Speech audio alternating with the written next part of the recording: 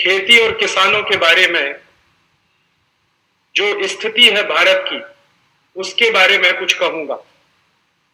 भारत की खेती, भारत के किसान आज किस स्थिति में है? आज से 200 साल पहले भारत के किसान, भारत की खेती किस हालत में थी?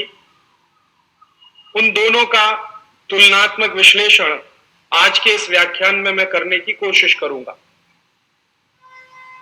और यह तुलनात्मक विश्लेषण इस दृष्टि से होगा कि अगर 200 साल पहले खेती और किसानी की स्थिति बहुत अच्छी थी, तो आज उसकी समस्या क्या हो गई और उसको फिर सुधारने के लिए कौन सा रास्ता हो सकता है।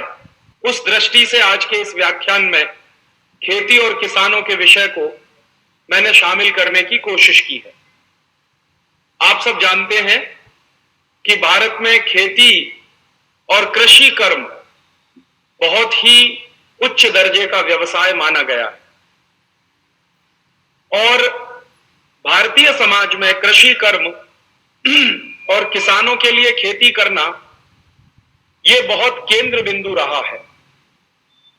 ऐसा कहा जाए कि भारतीय समाज कृषि आधारित अर्थव्यवस्था पर टिका हुआ है, तो यह ठीक ही है।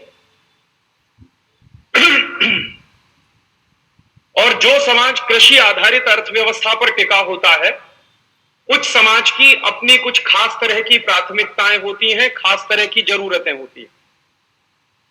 भारत का समाज पिछले हजारों साल से कृषि कर्म को पूरे केंद्र में मानकर चलता रहा है, तो इसलिए भारत का समाज कुछ विशिष्ट तरह का समाज है। और हमारे यहां कृषि की जो प्रधानता रही है, उसके पीछे एक तथ्य यह भी है कि भारतीय मौसम और जलवायु कृषि के काफी अनुकूल है, खेती के बहुत अनुकूल है। यहां जो मौसम है बहुत सातत्य वाला है।